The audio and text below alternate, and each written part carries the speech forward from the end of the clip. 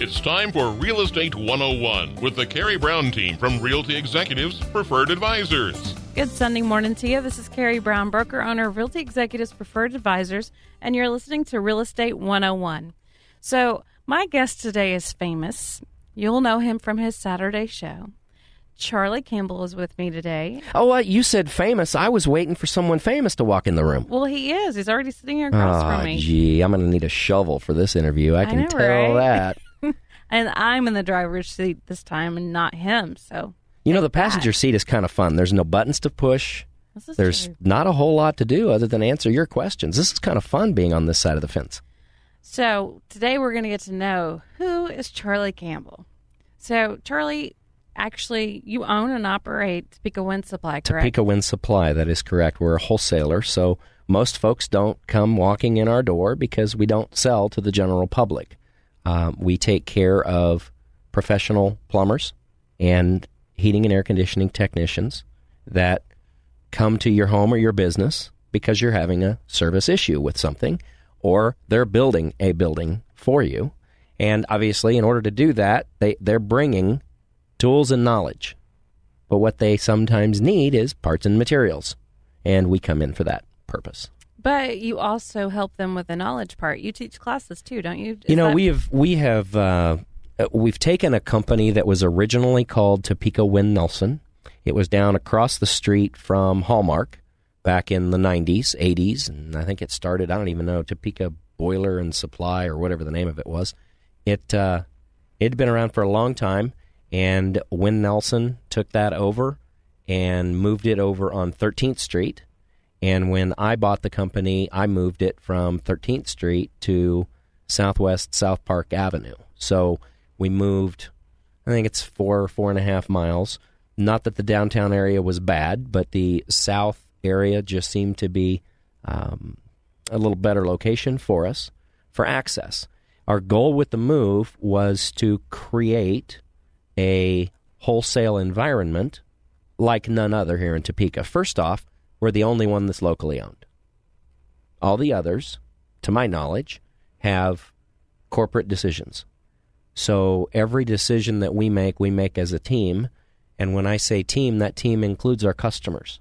So if you wanted a particular faucet, a particular type of flush valve, a particular piece of china, a particular type of sink, type of water heater, we would bring those in specifically for you. We really listen to the customer and try to put together kind of a different flair, if you will. So to start with, from the aspect of the technician coming in our door, they have two options when they come in. They can come up to the counter, which is the traditional way to order a part or a supply.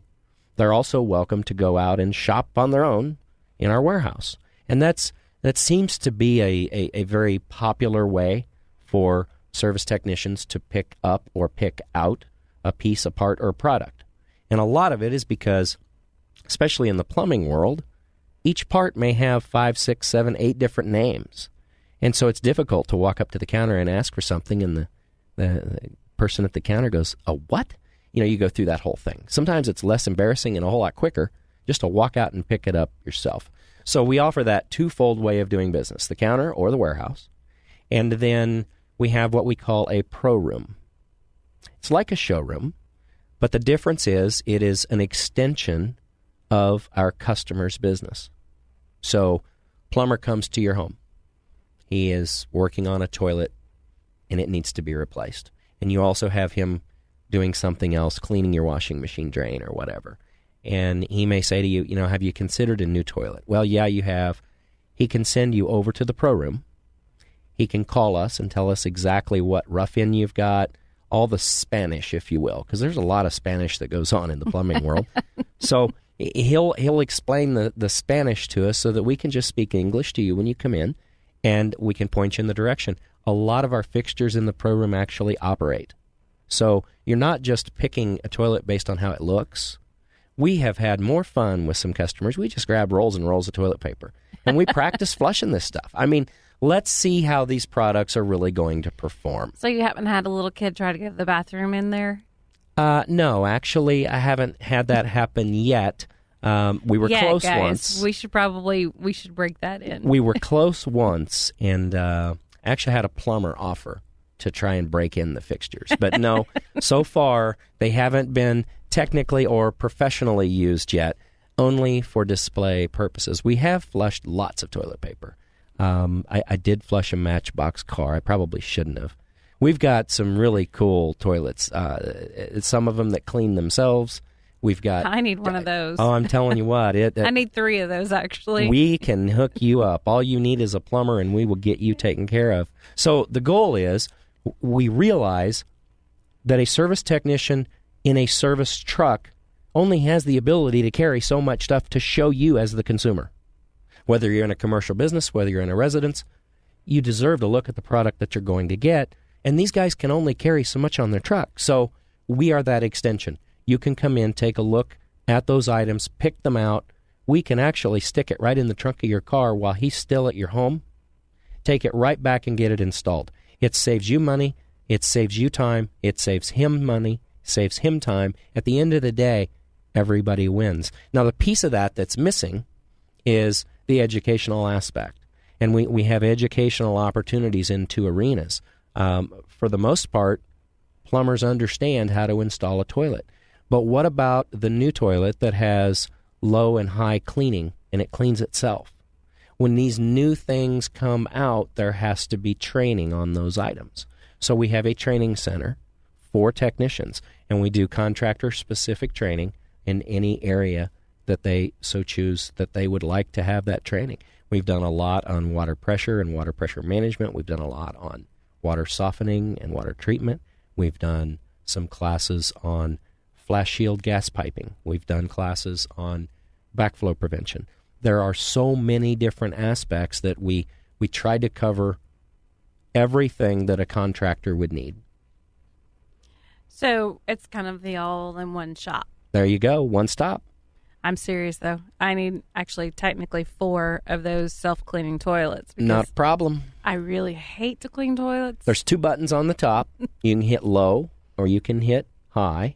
The only thing that hasn't happened yet, they're working on a Wi-Fi adapter so that while you're at your office and you remember, oh yeah, I've got guests coming over, you pull up your smartphone, hit a button, and it can clean your toilet remote.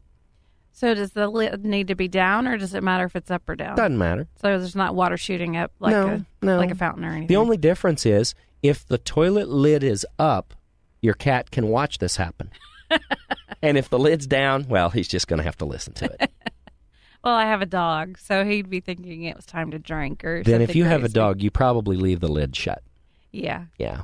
Otherwise, it's a drinking fountain. Yeah. Yeah. Yeah. He's a very proper dog. He's not into drinking out of toilets, but he would definitely be confused. I had a client one time that was having odd water usage and a lot of it. And it seemed as if there was a water leak because they were rarely home and there was an awful lot of water getting used. And they started analyzing their water bill, trying to figure this out. We looked everywhere. There was no leak in that house. And it took about 8 months to figure it out, setting a video camera.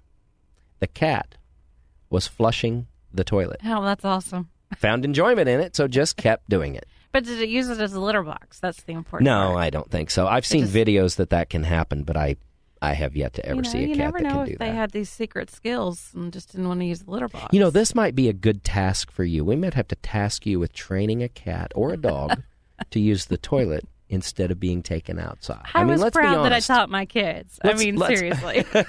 So it's time I'm still working on my husband. Yes. So this is going to be the Carrie test. We're going to see how you do at this. I think this would be a great idea. I think I would probably fail miserably, so we'll just skip that part. I'm back to the self-cleaning toilets. All right. I'm just grossed out by the whole thing. This is quite an interesting toilet discussion that we're having this morning. Right? And you're trying to figure out how to get off the toilet topic, aren't really. you? Yeah, it's kind of tough to get off the toilet topic, but I'll give you a little help with that. Water heating is the season that we're about ready to head into. And the reason is our temperatures are about to drop outside. I mean, let's be honest. Yeah, it's been nice the last few weeks, but that day's coming when Old Man Winter, I hope, we need a frost. Okay? I'm bite sick your of the tongue. mosquitoes. The bugs have gotten ridiculous. I want a spiders. deep frost. So blame me when it It happens. is all your fault. Because I am rooting for it. But as the incoming temperature of your water, whether it's a commercial building or a residence, drops, the delta T, if you will, the effective work that water heater has to do increases. Because your set point doesn't change. You're still wanting 125-degree water to come out of that heater. But what changes is, instead of the water temperature that's coming in being 75, 78 degrees, it can drop down to 45 degrees. So now we have to take water, instead of from 80 to 125, now we have to go 45 to 125. We have a bigger hill to climb. We have to work harder, and as that happens, that tends to be the time when most water heaters tend to fail. So tell me, the blankets that you put around them, are they really useful? The reason for the blanket around the heater, first off, years ago, that blanket was put together by somebody in marketing that figured out that they could make some money selling you something that may or may not help you. Yeah. The water heater manufacturers at that time voided the warranty on the water heater if you used one. And the reason was they didn't want you to retain moisture in an area that would cause premature failure or rot. Makes sense. So they got away from that. Well, the issues that have evolved with water heaters over the last 20 years have been ridiculous.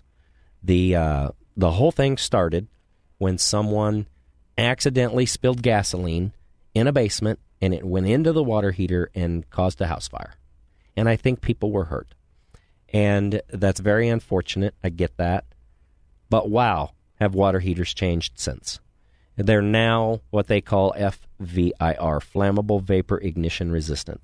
You now are supposed to safely be able to pour gasoline at the water heater and not get burned yourself. I would not try that, regardless. I totally agree with you, but what that's done is it has changed forever the technology of water heaters and the difficulty of them. They are now rating themselves based on their lint, dust, and oil resistance. They are containing little sensors called flammable vapor sensors, and if the sensor senses a flammable vapor, it shuts down. So a lot of the at-home projects that used to happen in a basement that may contain a little smell are causing problems with water heaters. There's a whole new list of reasons that technicians need training to know how to troubleshoot all these new things that are surfacing every 2 days, it seems like. And the owner needs to be able to see some of this and understand it a little better.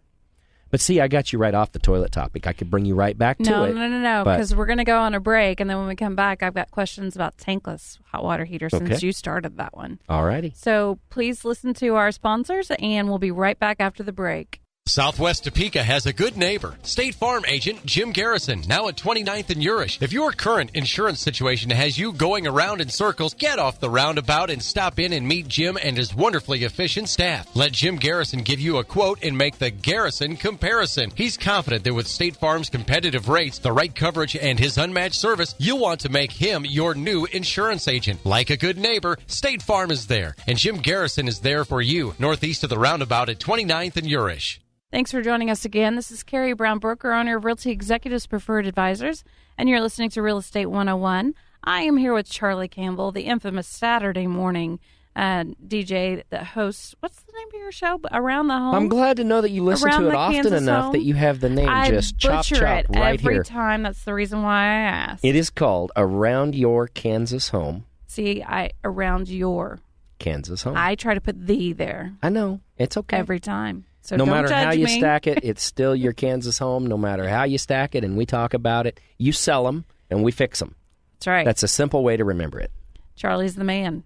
So before the break, we were talking about hot water heaters. What? I don't even understand tankless hot water heaters. I'm laughing because every time someone calls them that, it just cracks me up.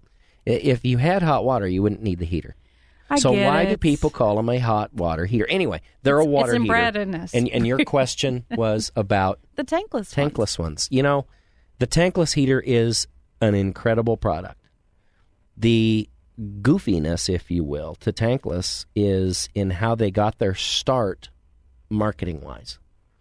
And marketing professionals will not like me saying this, but oftentimes marketing people shouldn't even be marketing anything until they first understand the product. And I think a lot of times they miss that step.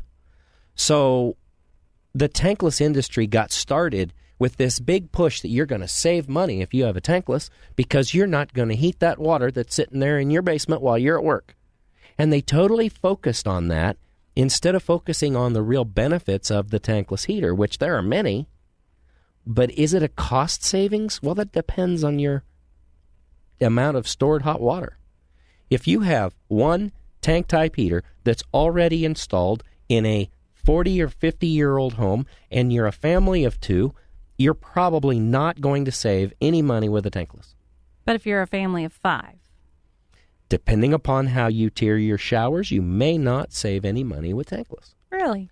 The so big it's just benefit, a space thing. The big benefit to the tankless is in how you use your hot water. Had a family of 5 contact me one time, and it was a father and 5 females, his wife and well, you know they were going through some water. Yes, and 4 daughters. And their only problem was on Sunday mornings getting ready for church because everyone wanted to shower back to back to back. Of course, Dad's last, and he was showering in cold water. Shower. The cool part to a tankless water heater is that you literally can turn the hot water on, and you can run hot water for 99 minutes before it quits. And the only reason it quits, and 99 minutes is a variable number, different manufacturers use a different amount of time. The reason it quits is it's concerned that maybe there's a hot water leak.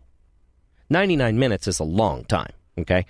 And so if you are the 99th minute person in that shower and the hot water quits, all you have to do is shut the faucet off, turn it right back on, you're right back to hot water. Oh. It's just a safety that's put in there so that in the event there is a hot water leak, you're not continuing to pay the gas to heat that water for the leak. That's the only reason that it stops. So the cool part is they call it endless hot water because reality it is endless hot water. Where does the money savings come from?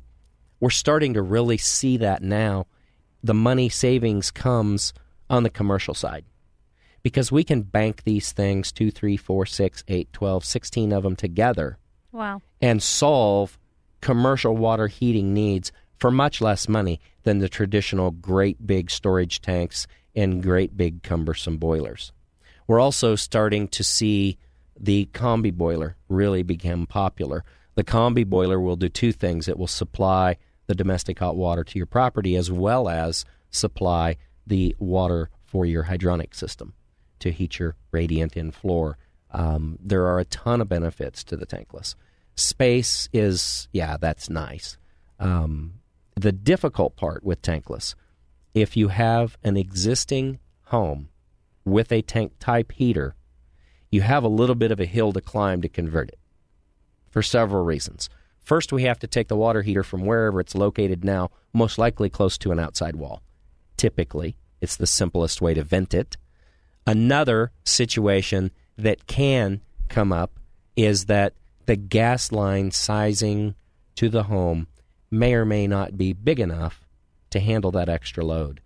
A standard tank type heater operates between 36 and 40,000 BTU, where a tankless water heater will operate modulating on the low side at 19,900 and on the high side at 199,000.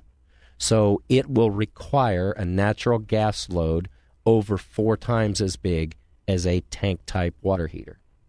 So now we get into the retrofit issue. You may not have a big enough gas drop to that area to cover the furnace and a 200,000 BTU tankless heater. The second area where we run into real struggles in retrofitting a home for a tankless is getting that vent, the flue, the exhaust for the tankless heater through a sidewall at a point safe, according to the National Fuel Gas Code, so that it can terminate those dangerous flue gases in a safe manner. Gotcha. They can't be, there's a bunch of issues. They snow load to consider. There is opening operable windows, doors, all these different things. Now, that's less of a problem sometimes than the gas line.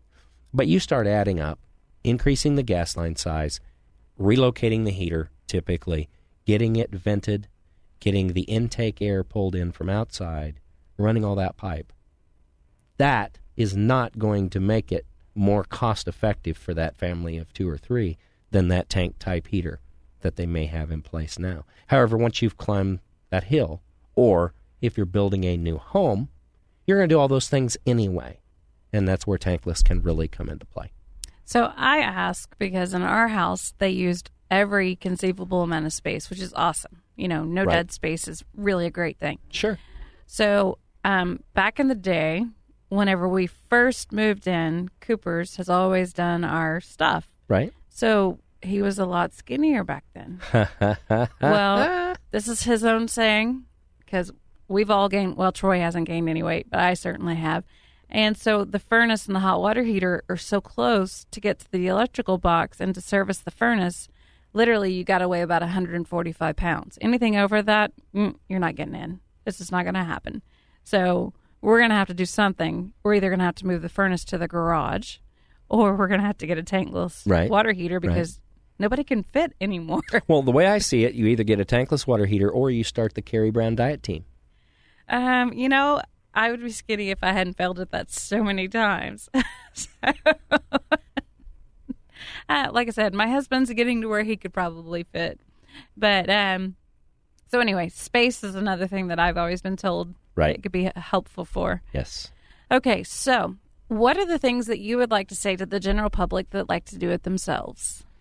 There's a lot of fun that can be had in doing it yourself. And that's primarily the focus of our program on Saturday mornings is for those people that are wanting to do it themselves, they want to know the real story. And it's amazing how many times we get into that real story and it turns into, I think I've learned enough that I don't want to get into this. The reality is your home is probably, for most people, your largest investment.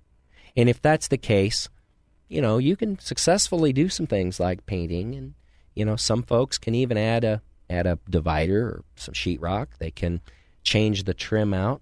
Some can even change windows or doors. But when it comes to adding a second story, removing the entire roof and upsizing the joists and making sure the footing's big enough, or adding a room addition, those are things really, honestly, you're so much farther ahead hiring a professional for.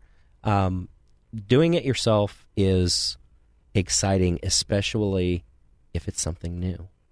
And that's the purpose of Around Your Kansas Home. That's why we're there. We answer questions every Saturday morning and all week long on the email charlie@aroundyourkansashome.com. So, in the Brown house, we have literally added 1,000 square feet, which took taking the roof off of the garage and then building up and then putting the roof back on. Mm-hmm. Actually, I don't think there's anything we didn't do. The pole, the contractor kind of went missing, so we learned a lot of that via Google. Right. And installed it, and it still works right. Good. Became pole dealers. It wasn't in the plans. So I think we should probably listen to your show every week.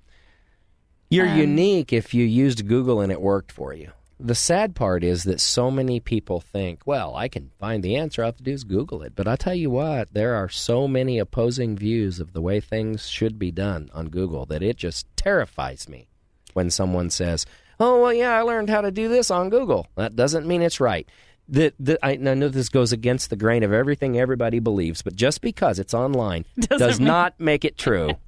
We lucked out. I'm going to go with we lucked out. We did call the manufacturer and got a video also. Right. Well, that's a little different story than just finding the answer online. If the manufacturer sent you a video of what then that makes sense. Yeah, so we are serious researchers. I'll go that far. Right. We're not just YouTube video. Sure.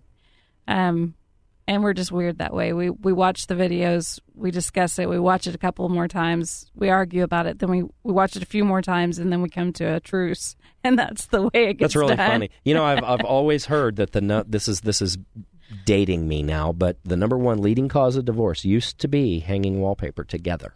Oh, well, we just put up a mural in my office, which is an ocean mural, at home, and so I could see that. Yeah. Yeah. It's amazing. My husband is like 90 miles an hour all the time. I mean, he's just got so much energy.